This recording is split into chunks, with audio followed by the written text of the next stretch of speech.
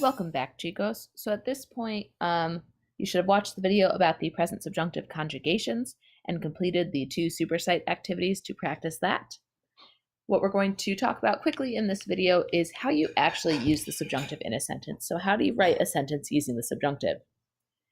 You cannot write a sentence using the subjunctive in the same way you would write a sentence using the indicative. For example, you could not say yo coma comida, I eat food. We cannot use the subjunctive in this way. Instead, we have to follow a certain sentence structure. Think about it like a math formula. You have to plug each component into the formula. So our little formula for writing sentences using the subjunctive is the subjunctive truck. Okay, and that's why I have this beautiful drawing of a truck on my screen. When you write a sentence with the subjunctive, first thing we have is the main clause of our sentence. And in the main clause, you have a subject and a verb. Subject 1, verb 1. And this is conjugated to the indicative. Remember that the indicative is the present tense that you learned in Spanish 1. So I have a main clause that has a subject and a verb conjugated to the indicative. Then I use the conjunction que, which means that, to connect my main clause to my subordinate clause.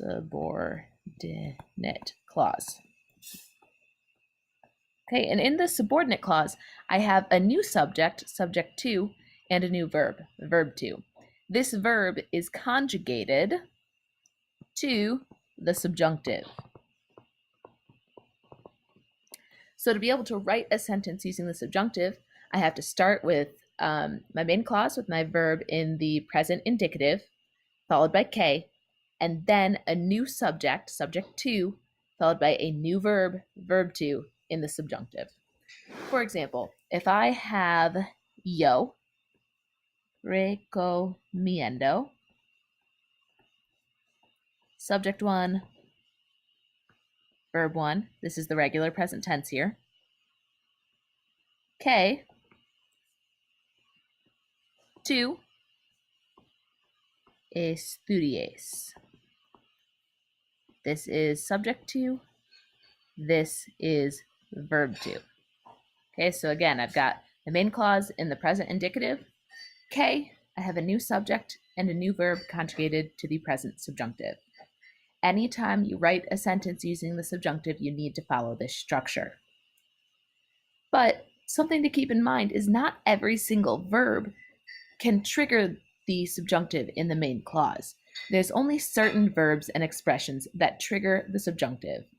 And these expressions and verbs are what I call weirdos.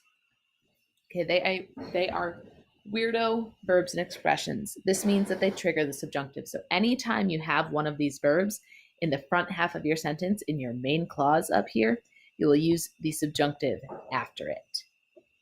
Okay? In your OneNote, underneath your 3.3 present subjunctive notes, you have a page called Weirdo, and it has a list of all of those verbs and expressions. You are responsible for knowing all of those verbs and expressions. Next week, we will do a lot more practice with them. You'll get much more familiar with them. But for your homework, you're going to want to consult that list because you are responsible for knowing that those verbs require the use of the subjunctive.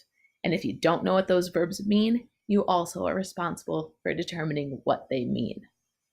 For example, if you have recomendar is one of those verbs. Another one of those verbs would be insistir, which means to insist. So I could say, ella insiste. There's my subject 1, my verb 1, followed by que. Ella insiste que Maria haga la cama. Subject 2, verb 2. Okay, and again, subject 2, verb 2, that's in the subjunctive. The first half of your sentence is in the regular indicative. Insiste works here because it is a weirdo verb. It tells us to use the subjunctive after it. There are also something called personal expressions. Those would be expressions like es bueno que, es malo que, es importante, es urgente, es necesario que. If you see an expression like that, that's what the I in weirdo stands for, impersonal expression. You have to use the subjunctive with them.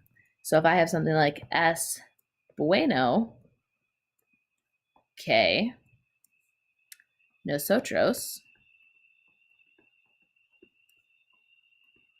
ganemos, it's important that we win, okay? This would be an impersonal expression. This is our S1, V1, kind of mushed together into one.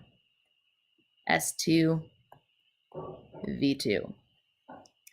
When you have impersonal expressions and subjunctive verbs, sometimes they can be followed by just the infinitive. For example, es bueno ganar.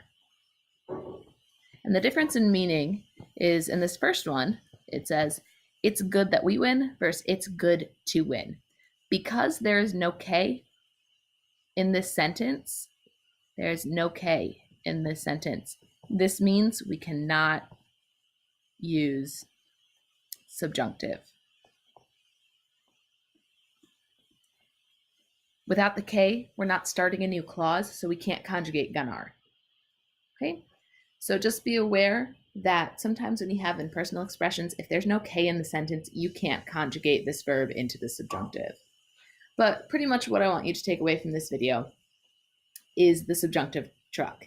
You have your main clause, which is conjugated to the indicative, and that verb must be a weirdo verb. Okay, so your indicative verb must be a weirdo verb from the list in OneNote, followed by K, followed by the subjunctive. So S1, V1, KS2, V2. And you will hear me say that a lot when we are talking about the subjunctive.